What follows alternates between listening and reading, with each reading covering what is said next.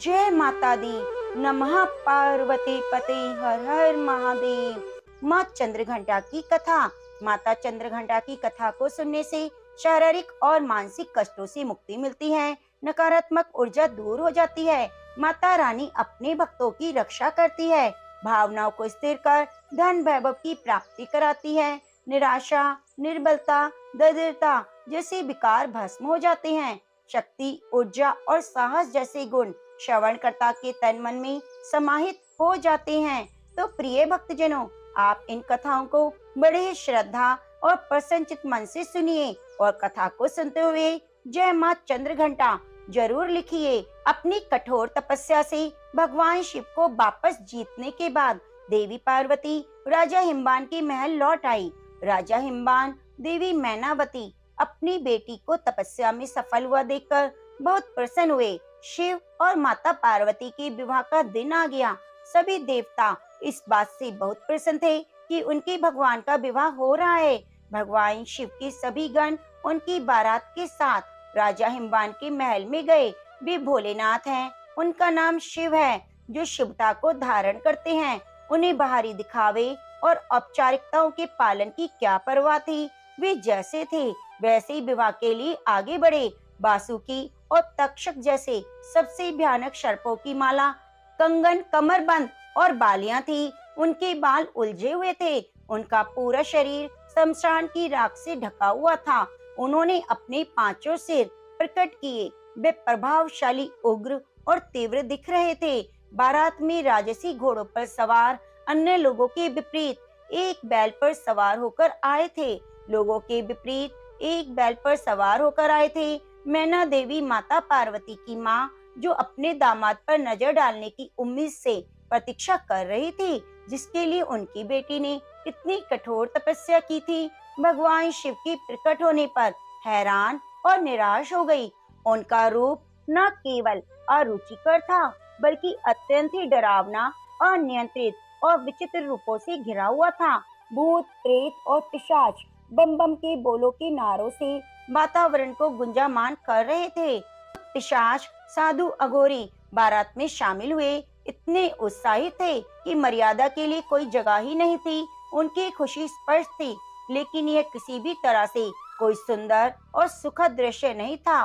मैनावती इस तथ्य को पहचानने में असमर्थ थी कि उनकी शाही कोमल बेटी अब अपने पति जैसे आतंकी स्वभाव वाले व्यक्ति के साथ प्राणियों के बीच में कैसे रहेगी।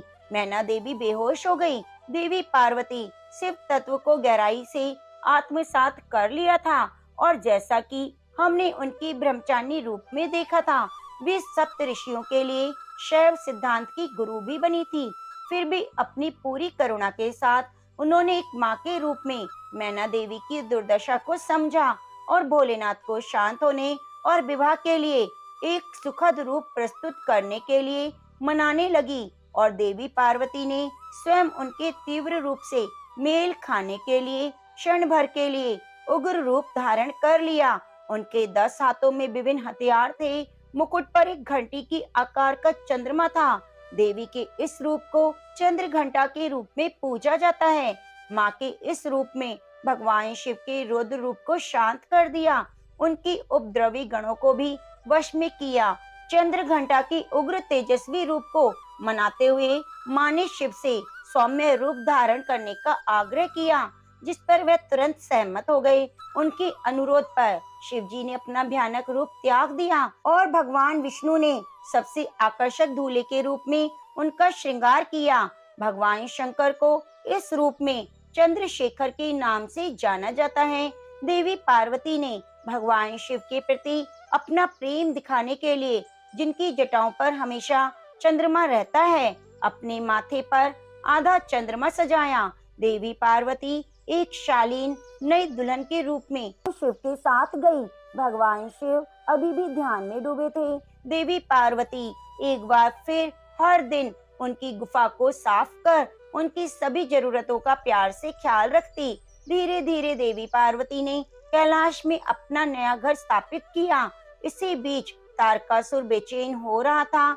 अब जब शिव और शक्ति एकजुट हो गए, तो उसने नवविवाहिता के जीवन में बाधित करने के लिए एक दुष्ट राक्षस जटासुर को भेजा, जबकि भगवान शिव घोर तपस्या में लीन थे और माँ पार्वती अपने घर के कामकाज में। जटासुर पूरी चमगादड़ सेना के साथ कैलाश पर जा पहुंचा। जटासुर और उसकी चमगादड़ सेना ने आकाश को केवल अपने पंखों से ढक लिया। उन्होंने माँ पार्वती के नए सजाए घर को उजाड़ना शुरू कर दिया। अभी एक संकोची दुल्हन राक्षसों और असुरों के तरीकों में नई माँ पार्वती ने शक्तिशाली नंदी की मदद लेने का फैसला किया, लेकिन नंदी कहीं नहीं मिले। इसी बीच भगवान शिव के अन्य गणों ने जटासुर और उसकी शक्तिशाली सेना से सुरक्षा के लिए उनसे प्रार्थना की, क्योंकि उन्हें बार बार असुर के हाथों हार का सामना करना पड़ रहा था और भगवान शिव भी गहरी तपस्या में थे। तब माँ पार्वती स्वयं शिव जी से मिलने गई। उन्होंने उनसे स्थिति से बाहर निकलने के लिए मार्गदर्शन करने की विनती की। फिर भी अपने तप से विचलित न होते हुए भगवान शिव ने उन्हें भीतर से सशक्त बनाने का निर्णय लिया। भगवान शिव अपनी गहरी साधना में थे। तभी पार्वती जी को असुर से स्वतंत्र रूप से लड़ने की प्रेरणा मिली। तभी उन्होंने अकेले ही उस राक्षस से मुकाबला करने का फैसला लिया। वह गुफा से बाहर निकली और देखा कि आकाश में अभी भी अंधेरा था, चमगादड़ के पंखों से ढका हुआ था। उन्होंने चंद्रदेव से प्रार्थना की वे उनके लिए युद्ध के मैदान को रोशन करने के लिए उनके मस्तक पर आराम करें। युद्ध के मैदान में उनकी सहायता करने के लिए हिमालय भेड़ियों का एक झुंड उनकी सहायता के लिए दौड़ा। देवी पार्वती को जल्दी पता चल गया कि जटासुर आकाश में चमगादड़ द्वारा सक्रिय था, इसलिए युद्ध के मैदान में एक विशाल घंटा लेकर आई। घंटा इतनी जोर से बजा कि चमगादड़ ने आसमान साफ कर दिया। जैसे ही भेड़ियों में से एक ने जटासुर को मार डाला, देवी पार्वती ने उसके सिर पर घंटे से प्रहार किया, जिससे वे एक ही झटके से मर गया। माथे पर चंद्रमा और हाथ में घंटा लिए देवी के इसी रूप को ब्रह्मा जी ने देवी चंद्र घंटा के रूप में महिमा मंडित किया। सर्व मंगल मांगल्ये शिवे सर्वार्थ साधिके शरण्ये त्र्यंबके गौरी नारायणी नमोस्तुते।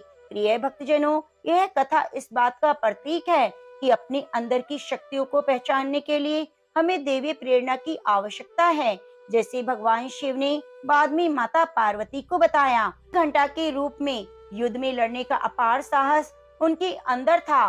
घंटे के आकार के अर्धचंद्र से सुशोभित सुनहरे रंग वाली 10 भुजाओं वाली वे सुनहरे शेर पर सवार हैं। 8 कोमल हाथों में त्रिशूल, गदा, तीर, धनुष, तलवार, कमल घंटी, एक रुद्रमाला और कमंडलू पानी का बर्तन है, जबकि एक हाथ अभय मुद्रा अर्थात भय दूर करने वाली मुद्रा में है। उन्होंने नारंगी रंग के वस्त्र पहने हैं। वे शेर पर सवार हैं, जो बहादुरी और ताकत का प्रतीक है।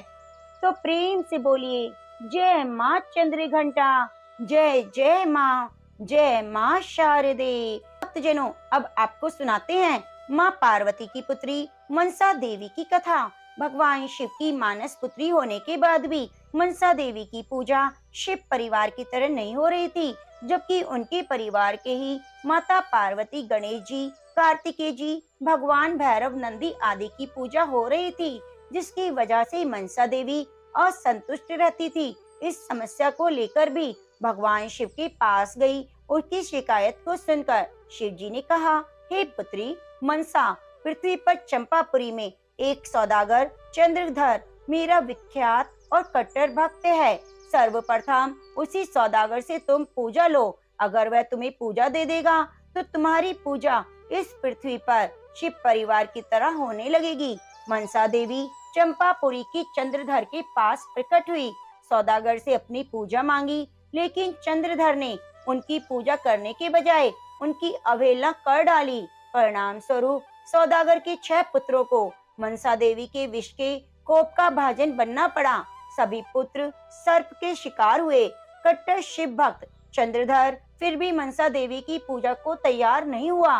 कुछ समय बाद चंद्रधर को बाला लखंदर के रूप में 7वां पुत्र प्राप्त हुआ। माता मनसा देवी के श्राप के अनुसार बाला लखंदर की मृत्यु सर्प दंशने से सुहाग रात के दिन सुनिश्चित थी। हठी सौदागर ने भगवान विश्वकर्मा का आह्वान कर लोहा बांस का एक ऐसा अद्भुत भवन बनाने का प्रयास किया जिसमें सुरक्षा को लेकर कोई छेद छोड़ने को नहीं कहा गया। इस बात को पता चलते ही मनसा देवी के कारीगरों को बुलाकर एक छोटी सी सुराख मकान की दीवार में छोड़ देने पर राजी कर लिया गया, जिसे आसानी से देखा नहीं जा सकता था। बाला लखंदर का विवाह नवगछिया के पास उज्जैन गांव की बासु सौदागर की पुत्री बिहुला से हुआ। लोहा बास के दुगेदर में बाला लखंदर अपनी नवविवाहित पत्नी बिहुला के साथ सुहाग रात में शयन कक्ष में था। मध्य रात्रि में सर्प डसकर वह शिकार हो गया। सर्प के डसने से शिकार होते ही बाला लखंदर के उपचार और सर्प झाड़ फूंक के लिए चंपापुरी के वैद्य और ओझा सभी को बुलाया गया, लेकिन देवी मनसा ने उन्हें रोक लिया। फलस्वरूप तेज विष के कारण लखंदर की मृत्यु हो गई। मृत्यु के बाद सती साध्वी भी बिहुला पति को पुनः जीवित करने के लिए संकल्पबद्ध होकर विश्वकर्मा का आह्वान करती है और विशाल नौका पर मंजिलों वाली मंजूषा बनवाई। पुष्प वाटिका से विभिन्न चित्रों से सजाया। उसी मंजूषा पर बिहुला अपने पति की पार्थिव शरीर को लेकर चंपापुरी के लिए जल मार्ग से प्रस्थान करती है। उसने लाल साड़ी पहन रखी थी, सिंदूर लगा रखा था। नदी के किनारे सबको दूर ले गई। अपने पति को पुनः जीवित करने पर तुली थी। बहुत दिनों तक कुछ नहीं खाया, जिसके उसका शरीर सूख गया। लखंदर के शरीर से दुर्गंध आने लगी। उसके सारे शरीर में कीड़े पड़ गए, मात्र कंकाल शेष रह गया। बिहुला नाव को किनारे की ओर ले जाती है। उसने वहां एक धोबिन के मुख से तेज टपकता हुआ देखा। बिहुला के कठोर तप को देखकर मनसा देवी ने उसे धोबन को वहां भेजा था। धोबन ने बिहुला से कहा, हे पुत्री, तुम मेरे साथ देवलोक में चलकर अपने नृत्य से महादेव और देवताओं को प्रसन्न करो तो तुम्हारा पति जीवित हो जाएगा। बिहुला ने उनकी सलाह मानी और चल पड़ी। पति की अस्थियां उसके वक्षस्थल से चिपकी थी। अपने पति की स्मृति से उत्पन्न होकर इस प्रकार से बिहुला स्वर्ग की ओर चल पड़ी। रास्ते में जाते हुए बहुत कठिनाइयां उसे झेलनी पड़ी। उसकी रूह कपा देने वाली नदी को भी पार कर लिया, जो कि यमलोक में थी। उसने गौ माता का आह्वान किया और कहा, गौ माता, यदि मैंने सच्चे हृदय से आपकी सेवा की है, मन में लेश मात्र भी छल कपट नहीं, तो आप मेरी सहायता करें। सुनकर गौ माता तुरंत प्रस्तुत हो गई और बिहुला को अपनी पूंछ के सहारे वैतरणी नदी को पार कराती है। इस प्रकार सती सावित्री बिहुला अपने पति को लेकर वैतरणी नदी को पार करती है। यमलोक होते हुए यमराज के प्रश्नों का जवाब देते हुए प्रसन्न करती है। बिहुला इंद्र आसन पर पहुंच गई। बिहुला ने अपने सतत्व तेज और निष्ठा भक्ति से भगवान इंद्र को प्रसन्न किया। भगवान इंद्र सहित सभी देवताओं ने मनवांछित फल मांगने को कहा, तो बिहुला ने अपने पति का जीवन दान मांगा। प्रकार सभी देवताओं ने मिलकर मनसा देवी की अनुग्रह से उनके पति को जीवित किया। तब बिहुला ने अंत में आकर देवताओं से कहा, उसे अपने 6 जेठ का जीवन भी चाहिए। भगवान इंद्र ने सरस उनकी मांग स्वीकार की। फिर क्या था, सातों भाइयों के साथ बिहुला चंपापुरी अपने ससुराल लौट आई। बिहुला का भव्य स्वागत हुआ। मनसा देवी प्रकट हुई और बिहुला के सामने अपनी पूजा का प्रस्ताव रखा, तो बिहुला के ससुराल के सभी लोगों ने मनसा देवी की पूजा स्वीकार कर ली। लेकिन चंद्रधर अपनी जगह अड़िग था। उसकी घोषणा थी कि मेरा दाहिना हाथ भगवान शिव की पूजा के लिए अर्पित है, इसलिए मैं केवल भगवान शिव की ही पूजा करूंगा। सभी परिजनों ने मिलकर हठी सौदागर को देवी मनसा की पूजा के लिए मना लिया। चंद्रधर ने हामी तो भर दी, लेकिन बाएं हाथ से मनसा देवी को पूजने के लिए फूल और नैवेद्य अर्पित किए। पूजा के लिए भव्य मनसा देवी विषहरी मंदिर का निर्माण किया गया। कहा जाता है कि तभी से मनसा देवी की पूजा भगवान शिव की मानस कन्या के रूप में होने लगी। उसी वक्त मनसा देवी ने बिहुला को आशीर्वाद दिया कि दुनिया की सती नारियों में उनका स्थान सुरक्षित होगा, उच्च रहेगा। मनसा देवी की पूजा के साथ ही उनकी भी पूजा की जाएगी। तो प्रेम से बोलिए जय मां मनसा देवी। प्रिय भक्तजनों, अब आइए सुनते हैं दुर्गा सप्तशती के पाठ 3 और 4 की कथा। जगदम्बा के श्री अंगों की कांति उदय काल के सहस्त्र सूर्यों के समान है। वे लाल रंग की रेशमी साड़ी पहने हुए हैं। उनके गले में मुंडमाला शोभा पा रही है। दोनों स्तनों पर रक्त चंदन का लेप लगा है। वे अपने कर कमलों में जप मालिका, विद्या और अभय बर मुद्राएं धारण किए हुए हैं। 3 नेत्रों से सुशोभित मुखार बिंद की बड़ी शोभा हो रही है। उनकी मस्तक पर चंद्रमा के साथ ही रतन में मुकुट बंधा है और वे कमल के आसन पर विराजमान है। ऐसी देवी को मैं भक्ति पूर्वक प्रणाम करता हूँ।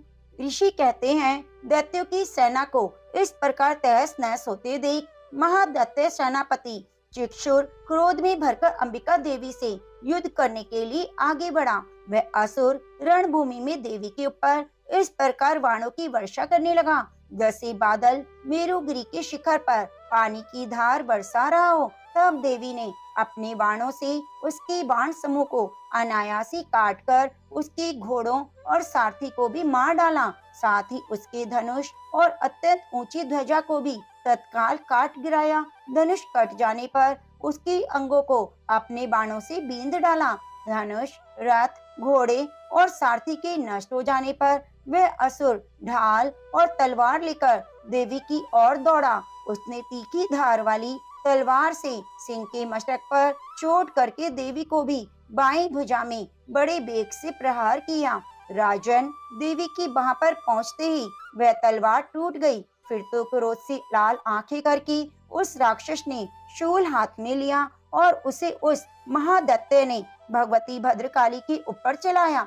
वह शूल आकाश से गिरते हुए सूर्य मंडल की भांति अपने तेज से प्रज्वलित हो रहा था। उस शूल को अपनी ओर आते देख देवी ने भी शूल का प्रहार किया। उससे राक्षस के शूल के सैकड़ों टुकड़े हो गए। साथ ही महादैत्य चिक्षुर की भी धज्जियां उड़ गई। वह प्राणों से हाथ धो बैठा। महिषासुर के सेनापति उस महापराक्रमी चिक्षुर के मारे जाने पर देवताओं को पीड़ा देने वाला चामर हाथी पर चढ़कर आया। उसने भी देवी के ऊपर शक्ति का प्रहार किया, किंतु जगदम्बा ने उसे हुंकार से ही आहत और निष्प्रभ करके तत्काल पृथ्वी पर गिरा दिया। शक्ति टूटकर गिरी हुई देखकर चामर को बड़ा क्रोध हुआ। अब उसने शूल चलाया, किंतु देवी ने उसे भी अपने बाणों द्वारा काट डाला। इतने में ही देवी का सिंह उछलकर हाथी के मस्तक पर चढ़ बैठा। उस दैत्य के साथ खूब जोर लगाकर बाहु युद्ध करने लगा। वे दोनों लड़ते लड़ते हाथी से पृथ्वी पर आ गए और अत्यंत क्रोध में भरकर एक दूसरे पर बड़े भयंकर प्रहार करते हुए लड़ने लगे। उसके बाद सिंह बड़े वेग से आकाश की ओर उछला और उधर से गिरते समय उसने पंजों की मार से चामर का सिर धड़ से अलग कर दिया। इसी प्रकार उदग्र भी शिला और वृक्ष आदि की मार खाकर रणभूमि में देवी के हाथ से मारा गया और कराल भी दांतों, मुक्कों और थप्पड़ों की चोट से धराशायी हो गया। क्रोध में भरी हुई देवी ने गदा की चोट से उद्यत का कचूमर निकाल डाला। भिंडीपाल से वाशकल को और वाणों से ताम्र और अंधक को मौत के घाट उतार दिया। 3 नेत्रों वाली परमेश्वरी ने त्रिशूल से उग्राशय, उग्रवीर्य और महाहनु नामक दैत्यों को मार डाला। तलवार की चोट से बिडाल के मस्तक को धड़ से काट गिराया। दुर्धुर और दुर्मुख इन दोनों को भी अपने बाणों से यमलोक में भेज दिया। इस प्रकार अपनी सेना का संहार होता देख महिषासुर ने भैंसे का रूप धारण करके देवी की गणों का त्रास देना आरंभ किया। किन्हीं को थुथुन से मारकर, किन्हीं के ऊपर खुरों का प्रहार करके, किन्हीं को पूंछ से चोट पहुंचाकर, कुछ को सिंगों से विदीर्ण करके, कुछ गणों को वेग से, किन्हीं को सिंहनाद से, कुछ को चक्कर देकर और कितनों को निश्वास वायु की झोंकों से धराशायी कर दिया। इस प्रकार गणों की सेना को गिराकर वह असुर महादेवी के सिंह को मारने के लिए झपटा।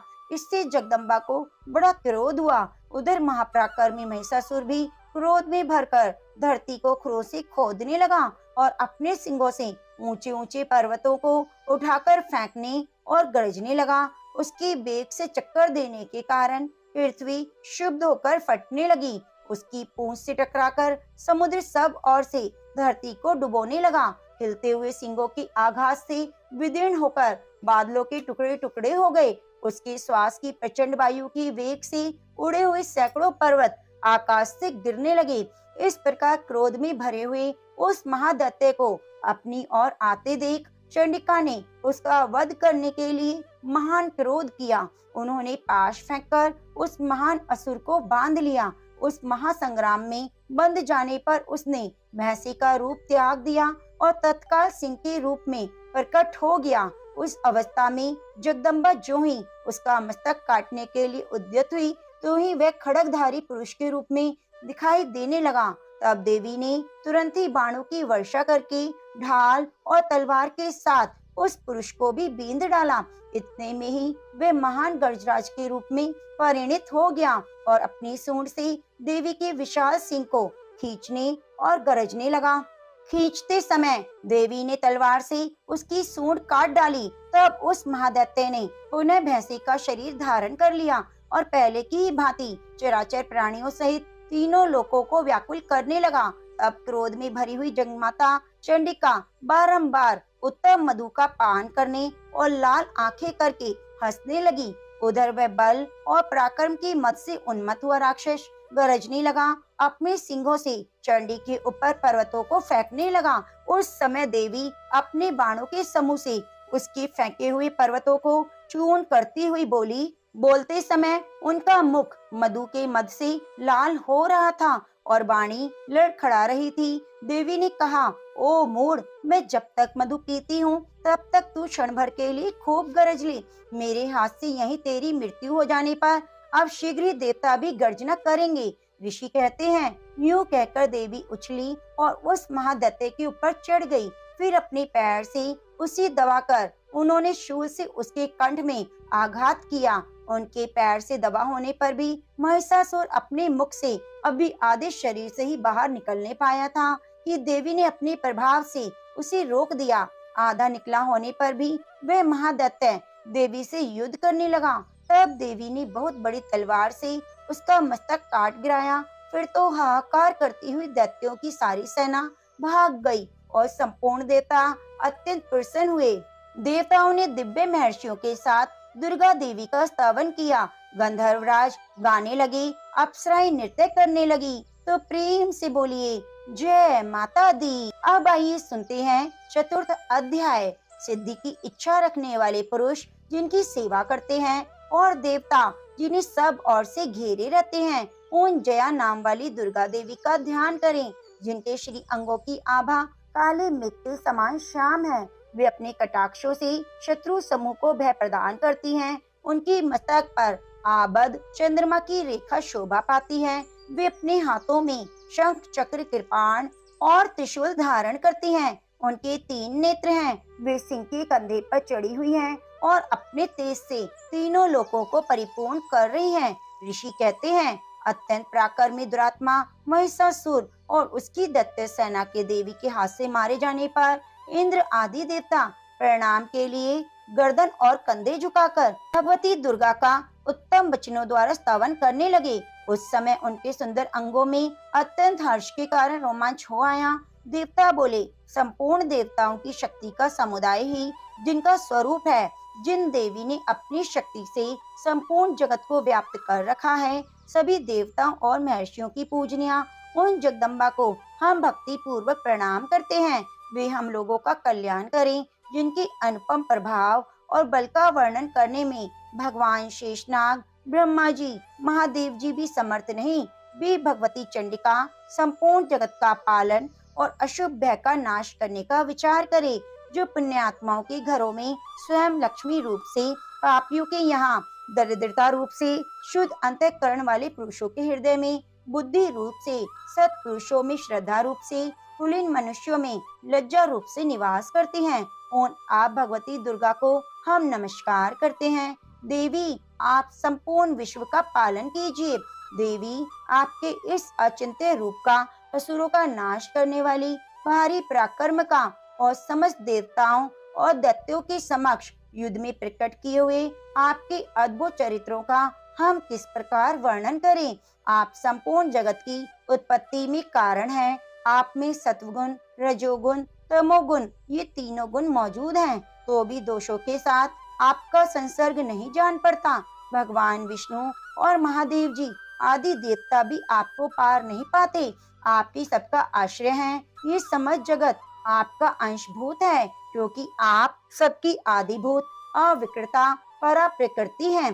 देवी, संपूर्ण यज्ञों में जिसके उच्चारण से सब देवता तृप्ति लाभ करते हैं, वे स्वहा आप ही हैं। इसके अतिरिक्त आप पितरों की भी तृप्ति का कारण हैं। अतएव सब लोग आपको स्वधा भी कहते हैं। देवी, जो मोक्ष की प्राप्ति का साधन है, अचिंत्य महावृत स्वरूपा है, समस्त दोषों से रहित, जितेंद्रिय, तत्व का ही सार वस्तु मानने वाला और मोक्ष की अभिलाषा रखने वाला मुनि जन जिसका अभ्यास करते हैं, वे भगवती पराविद्या आप ही हैं। आप शब्द रूपा हैं। आप निर्मल ऋग्वेद, यजुर्वेद, उद्गीत के मनोहर पदों के पाठ से युक्त शाम वेद का आधार भी आप ही हैं। आप देवी तीनों वेद और भगवती 6 ऐश्वर्यों से युक्त हैं। इस विश्व की उत्पत्ति एवं पालन के लिए आप ही वार्ता के रूप में प्रकट हुई हैं। आप संपूर्ण जगत की घोर पीड़ा का नाश करने वाली हैं। हे देवी, जिससे समस्त शास्त्रों के सार का ज्ञान होता है, वे मेधा शक्ति आप ही हैं। दुर्गम भव सागर से पार उतारने वाली नौका रूप दुर्गा देवी भी आप ही हैं। आपकी कहीं भी आसक्ति नहीं। कैटव के शत्रु भगवान विष्णु के वक्षस्थल में एकमात्र निवास करने वाली भगवती लक्ष्मी, भगवान चंद्रशेखर द्वारा सम्मानित गौरी देवी भी आप ही हैं। आपका मुख मंद मुस्कान से सुशोभित, निर्मल पूर्ण चंद्रमा के बिंब का अनुकरण करने वाला, उत्तम सुवर्ण की मनोहर कांति से कमनीय है। तो भी उसे देखकर महिषासुर को क्रोध हुआ। सहसा उसने उस पर प्रहार कर दिया। ये बड़े आश्चर्य की बात है। देवी, वही मुख जब क्रोध से युक्त होने पर उदय काल के चंद्रमा की भांति लाल और तनी हुई बाहों के कारण विकराल हो उठा, तब उसे देखकर जो महिषासुर के प्राण तुरंत नहीं निकल गए, यह उससे बढ़कर क्या आश्चर्य की बात होगी, क्योंकि क्रोध में भरे हुए यमराज को देखकर भला कौन जीवित रह सकता है। देवी, आप प्रसन्न हो। परमात्मा स्वरूपा आपके प्रसन्न होने पर जगत का अभ्युदय होता है और क्रोध में भर जाने पर आप तत्काल ही कितने कुलों का सर्वनाश कर डालती हैं। यह बात अभी अनुभव में आई है, क्योंकि महिषासुर की यह विशाल सेना क्षण भर में आपके कोप से नष्ट हो गई है। सदा अभ्युदय प्रदान करने वाली आप जिन पर प्रसन्न रहती हैं, वे ही देश में सम्मानित हैं। उन्हीं को धन यश की प्राप्ति होती है। उन्हीं का धर्म कभी स्थिर नहीं होता। वे अपने हष्टपुष्ट स्त्री पुत्र और भृत्यों के साथ धन्य माने जाते हैं। देवी, आप ही की कृपा से पुण्य आत्मा पुरुष प्रतिदिन अत्यंत श्रद्धा पूर्वक सदा सब प्रकार के धर्मानुकूल कर्म करता है और उसके प्रभाव से स्वर्ग लोक में जाता है।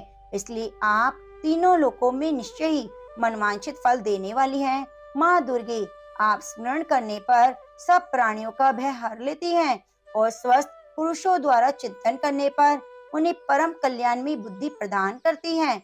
दुख, दरिद्रता और भय हरने वाली देवी, आपके सिवा दूसरी कौन है, जिसका चित्त सबका उपकार करने के लिए सदा ही द्याद्र रहता है। देवी, इन राक्षसों के मारने से संसार को सुख मिले और ये राक्षस चिरकाल तक नरक में रहने के लिए भले ही पाप करते रहें, इस समय संग्राम में मृत्यु को प्राप्त होकर स्वर्गलोक में जाएं। निश्चय यही सोचकर आप शत्रुओं का वध करती हो। आप शत्रुओं पर शस्त्रों का प्रहार क्यों करती हो? समस्त असुरों को दृष्टिपात मात्र से भस्म क्यों नहीं कर देती? इसमें एक रहस्य है। ये शत्रु भी हमारे शस्त्रों से पवित्र होकर उत्तम लोक में जाएं। इस प्रकार उनके प्रति भी आपका विचार अत्यंत उत्तम रहता है।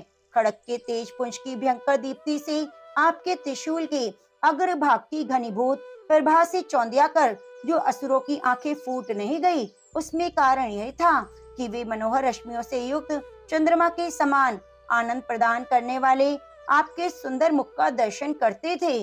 देवी, आपका शील दुराचारियों के बुरे बर्ताव को दूर करने वाला है। साथ ही यह एक ऐसा रूप है जो कभी चिंतन में नहीं आ सकता, जिसकी कभी दूसरों से तुलना भी नहीं हो सकती, तथा आपका बल पराक्रम तो उन दैत्यों का भी नाश करने वाला है जो कभी देवताओं के पराक्रम को भी नष्ट कर चुके थे। इस प्रकार आपने शत्रुओं पर अपनी दया ही प्रकट की है।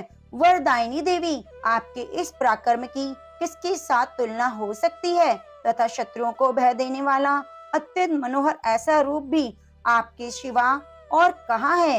हृदय में कृपा और युद्ध में निष्ठुर था। ये दोनों बातें तीनों लोकों के भीतर केवल आप में ही दिखाई देती हैं। हे मात, आपने शत्रुओं का नाश करके इन सभी त्रिलोकी की रक्षा की है। उन शत्रुओं को भी युद्ध भूमि में मारकर स्वर्गलोक में पहुंचाया है। उन्मत्त दैत्यों से प्राप्त होने वाले हम लोगों को भय को भी दूर किया है।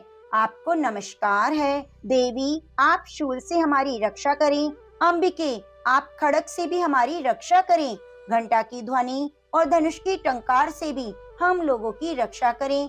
चंडिके, पूर्व, पश्चिम और दक्षिण दिशा में आप हमारी रक्षा करें। ईश्वरी, अपने त्रिशूल को घुमाकर आप उत्तर दिशा में हमारी रक्षा करें।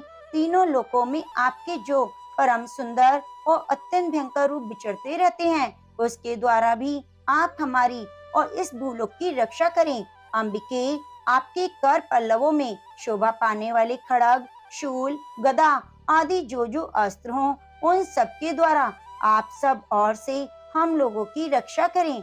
ऋषि कहते हैं, इस प्रकार जब देवताओं ने जगन माता दुर्गा की स्तुति की और नंदनवन के दिव्य पुष्पों, गंध, चंदन आदि के द्वारा उनका पूजन किया, फिर सबने मिलकर जब भक्ति पूर्वक दिव्य धूपों की सुगंध निवेदन की, तब देवी ने प्रसन्न होकर प्रणाम करते हुए सब देवताओं से कहा। देवी बोली, देवताओं, तुम सब लोग मुझसे जिस वस्तु की अभिलाषा रखते हो उसे मांगो। देवता बोले, भगवती ने हमारी सब इच्छा पूर्ण कर दी। अब कुछ भी बाकी नहीं, क्योंकि हमारा शत्रु महिषासुर मारा गया। महेश्वरी, इतने पर भी यदि आप हमें वर देना चाहती हैं, तो हम जब जब आपका स्मरण करें, तब तब आप दर्शन देकर हम लोगों के महान संकट को दूर कर दिया करें। प्रसन्न मुखी अंबिके, जो मनुष्य इन स्तोत्रों द्वारा आपकी स्तुति करे, उसे वित्त, समृद्धि और वैभव देने के साथ ही उनकी धन, स्त्री, पुरुष आदि संपत्ति को भी बढ़ाने के लिए आप सदा हम पर प्रसन्न रहें। ऋषि कहते हैं, राजन, देवताओं ने जब अपने जगत के कल्याण के लिए भद्र काली देवी को इस प्रकार प्रसन्न किया, तब वे तथास्तु कहकर वहीं अंतर ध्यान हो गई। भूपाल, इस प्रकार पूर्व काल में तीनों लोकों का हित चाहने वाली देवी जिस प्रकार देवताओं के शरीरों से प्रकट हुई थी, वह सब कथा मैंने कह सुनाई। अब पुनः देवताओं को उपकार करने वाली वे देवी दुष्ट दैत्यों और निशुम्भ शुम्भ का वध करने और सब लोगों की रक्षा करने के लिए गौरी देवी के शरीर से जिस प्रकार प्रकट हुई, वह सब प्रसंग मेरे मुंह से सुनो।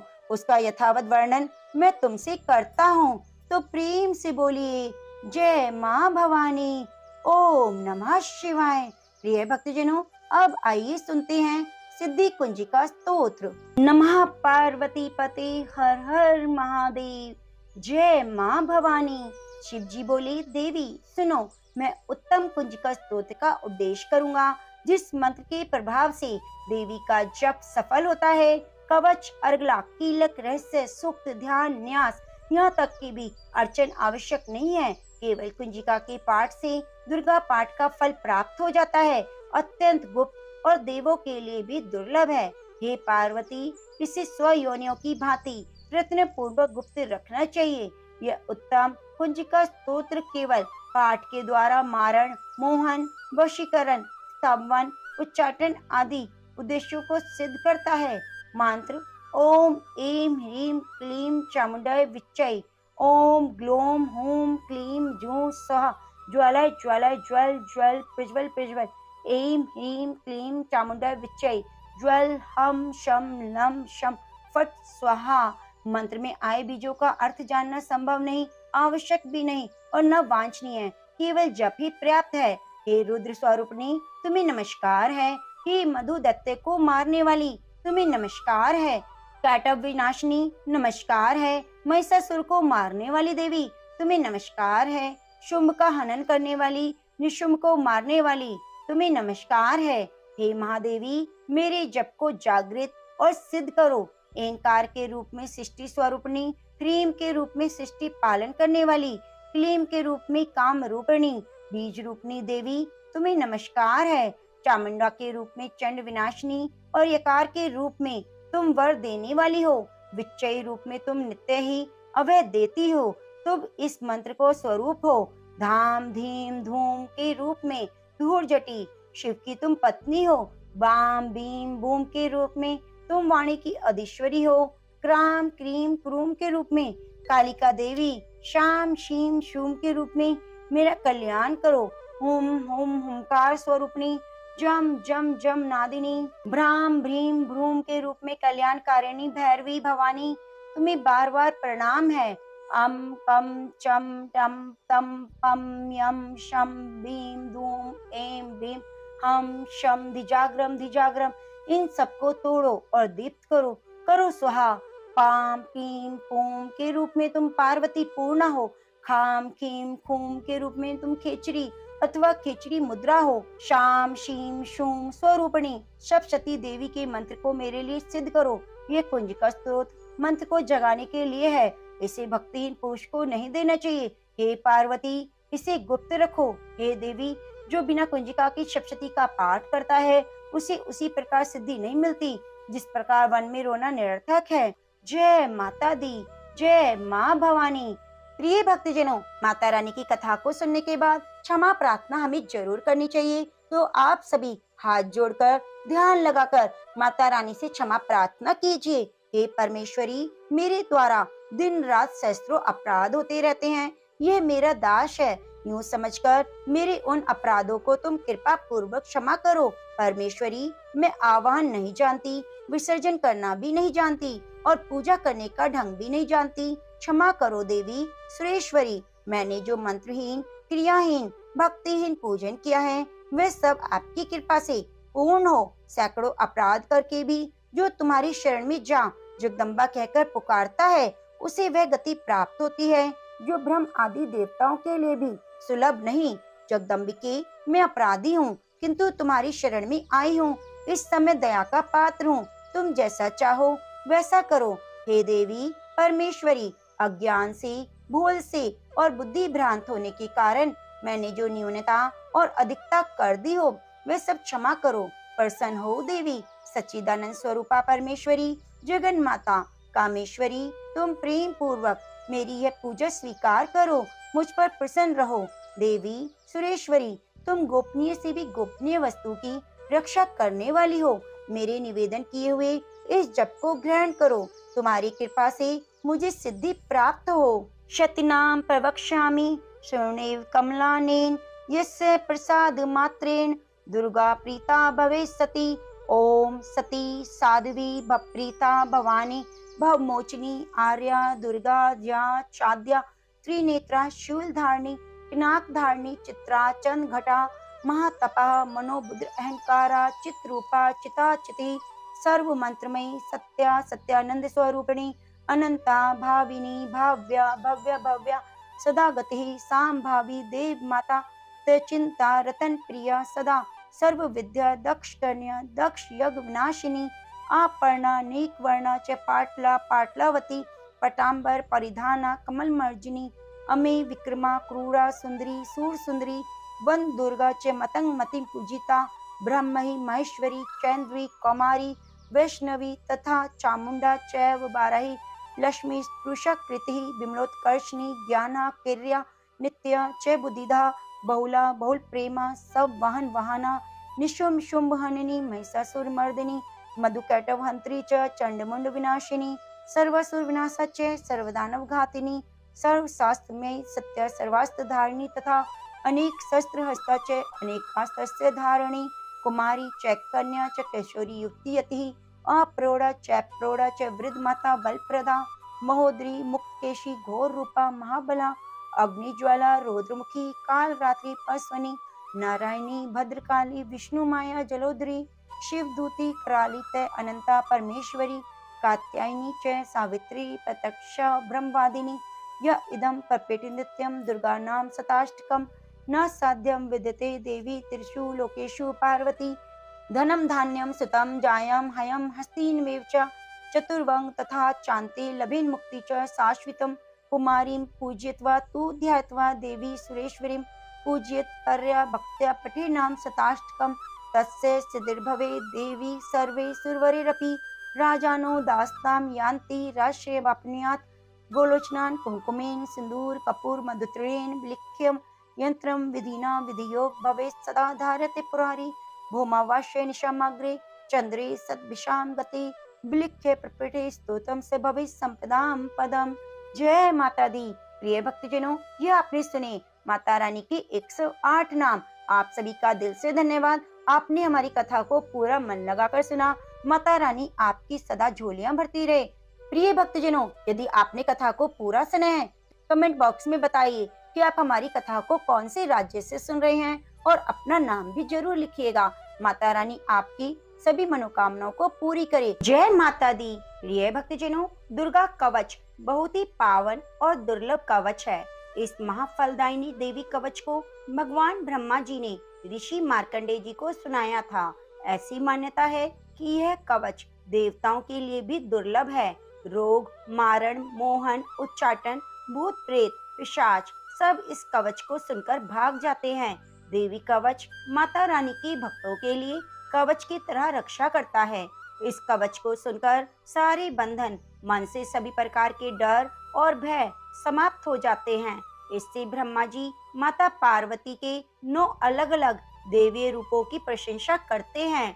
देवी के 9 स्वरूपों के नाम इस प्रकार से हैं: शैलपुत्री, ब्रह्मचारिणी, चंद्रघंटा, देवी कुष्मांडा, देवी स्कंद माता, कात्यायनी, देवी कालरात्रि, महागौरी और सिद्धिदात्री। नवरात्रि में इन्हीं 9 देवियों की पूजा की जाती है। सभी देवियां मनुष्य के कल्याण के लिए धरती पर आती हैं। ब्रह्मा जी कहते हैं, जो भी मनुष्य प्रतिदिन इस कवच का पाठ करता है या सुनता है, वह दुर्गा माँ से आशीर्वाद प्राप्त करता है।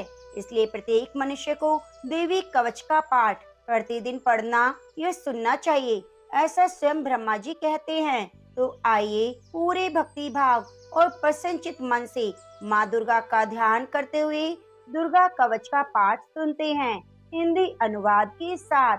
जय माँ भवानी, नमः पार्वती पते, हर हर महादेव। ओम चंडिका देवी को नमस्कार है। मार्कंडेय जी ने कहा, पितामह जो इस संसार में परम गोपनीय और मनुष्यों की सब प्रकार से रक्षा करने वाला है, जो अब तक आपने दूसरे किसी के सामने प्रकट नहीं किया, ऐसा कोई साधन मुझे बताइए।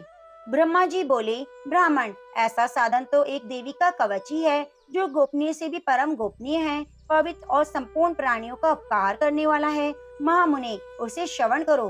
देवी की 9 मूर्तियां हैं, जिन्हें नवदुर्गा कहते हैं। उनके पृथक पृथक नाम बतलाए जाते हैं। प्रथम नाम शैलपुत्री है, दूसरी मूर्ति का नाम ब्रह्मचारिणी है, तीसरा स्वरूप चंद्रघंटा के नाम से प्रसिद्ध है, चौथी मूर्ति को कुष्मांडा कहते हैं, पांचवी दुर्गा का नाम स्कंद माता है, देवी के छठे रूप को कात्यायनी कहते हैं, सातवां कालरात्रि और 8वीं स्वरूप महागौरी के नाम से प्रसिद्ध है, नवी दुर्गा का नाम सिद्धिदात्री है। ये सब नाम सर्वज्ञ महात्मा वेद भगवान के द्वारा प्रतिपादित हैं। जो मनुष्य अग्नि में जल रहा हो, रण भूमि में शत्रुओं से घिर गया हो, विश्व संकट में फंस गया हो, इस प्रकार भय से आतुर होकर जो भगवती दुर्गा की शरण में प्राप्त हुए हो, उनका कभी कोई अमंगल नहीं होता। युद्ध के समय में संकट पड़ने पर भी उनके ऊपर कोई विपत्ति नहीं दिखाई देती। उन्हें शोक, दुख और भय की प्राप्ति नहीं होती। जिन्होंने भक्ति पूर्वक देवी का स्मरण किया है, उनका निश्चय ही अभुदय होता है। देवेश्वरी, जो तुम्हारा चिंतन करते हैं, उनकी तुम निसंदेह रक्षा करती हो। चामुंडा देवी रेत पर आरूढ़ होती है, 12 ही भैंसे पर सवारी करती है। ऐन्द्री का वाहन ऐरावत हाथी है। वैष्णवी देवी गरुड़ पर ही आसन जमाती है। महेश्वरी वृषभ पर आरूढ़ होती है। कौमारी का वाहन मयूर है।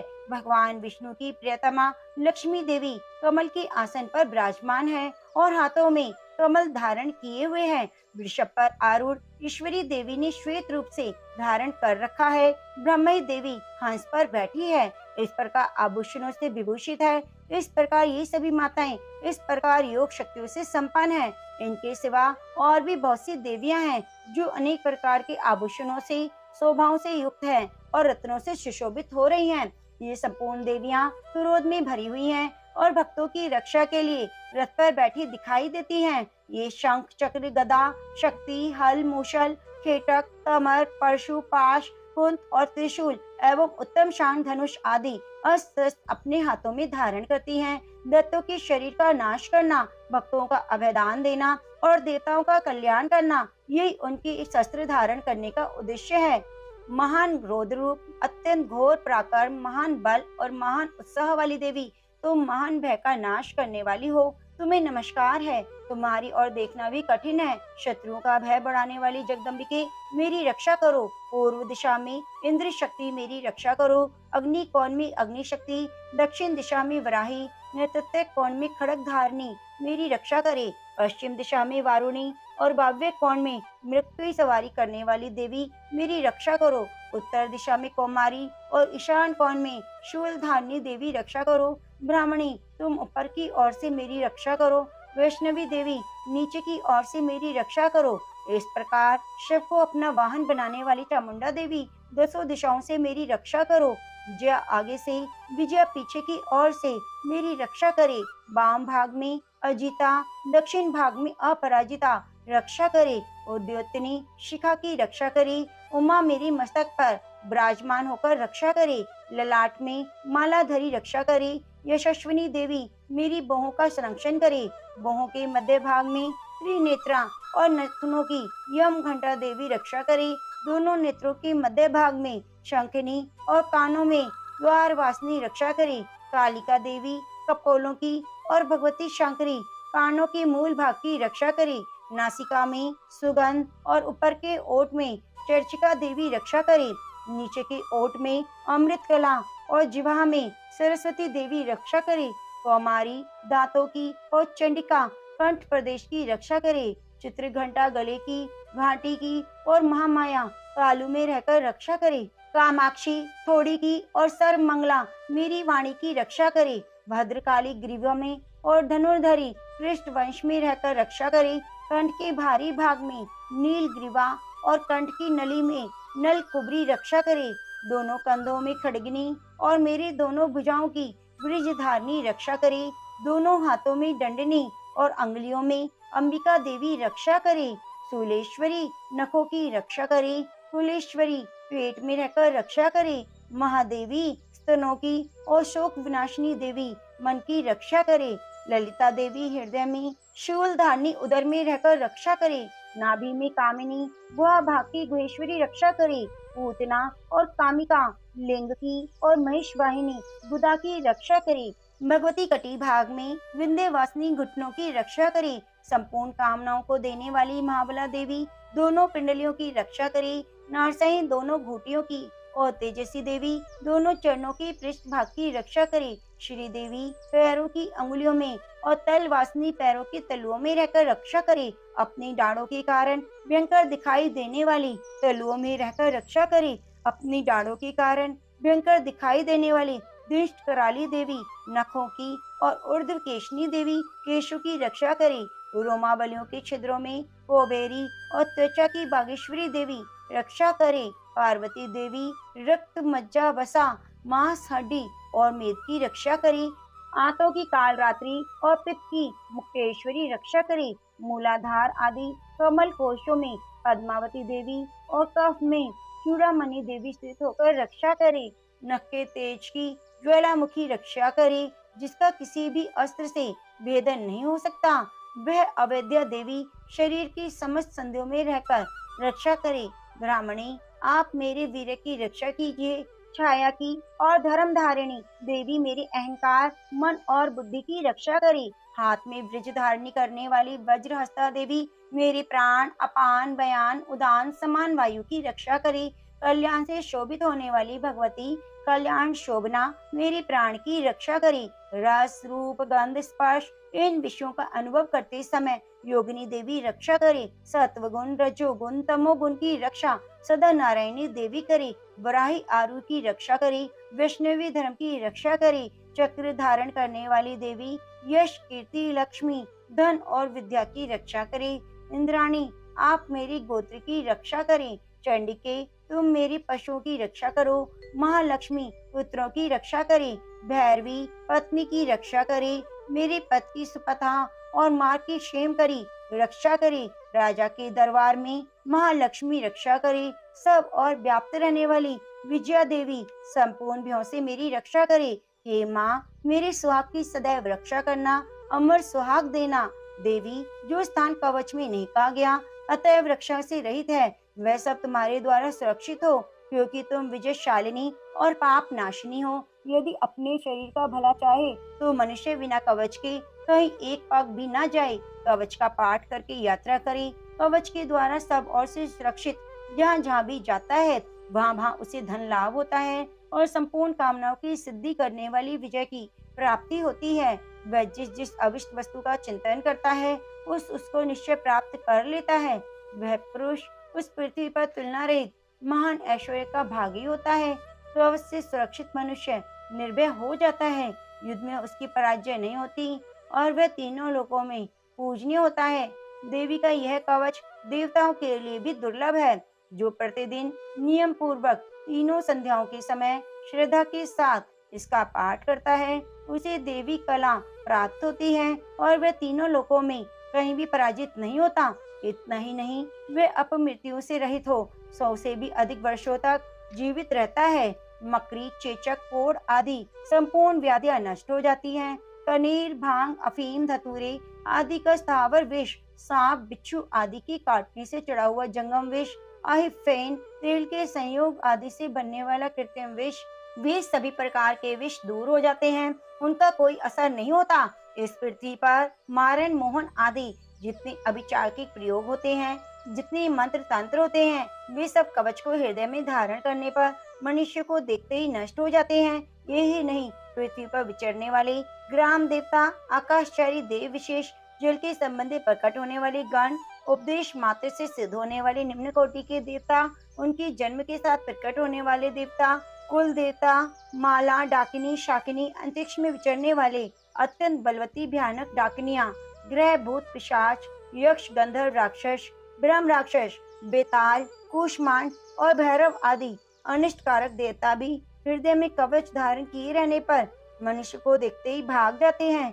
कवचधारी पुरुष को राजा से सम्मान वृद्धि प्राप्त होती है। वह कवच मनुष्य के तेज की बुद्धि वृद्धि करने वाला और उत्तम है। कवच का पाठ करने वाला पुरुष अपनी कीर्ति से विभूषित भूतल पर अपने सुयश के साथ साथ वृद्धि को प्राप्त होता है। जो पहले कवच का पाठ करके उसके बाद सप्तशती चंडी का पाठ करता है, उसकी जब तक वन, पर्वत और काननों सहित ये पृथ्वी टिकी है तब तक वहाँ पुत्र, पौत्र आदि संतान परंपरा बनी रहती है। फिर देह का अंत होने पर वह पुरुष भगवती महामाया के प्रसाद से उस नित्य परम पद को प्राप्त होता है जो देवताओं के लिए भी दुर्लभ है। वह सुंदर दिव्य रूप धारण करता है और कल्याण में शिव के साथ आनंद का भागी होता है। तो प्रेम से बोलिए जय माता दी।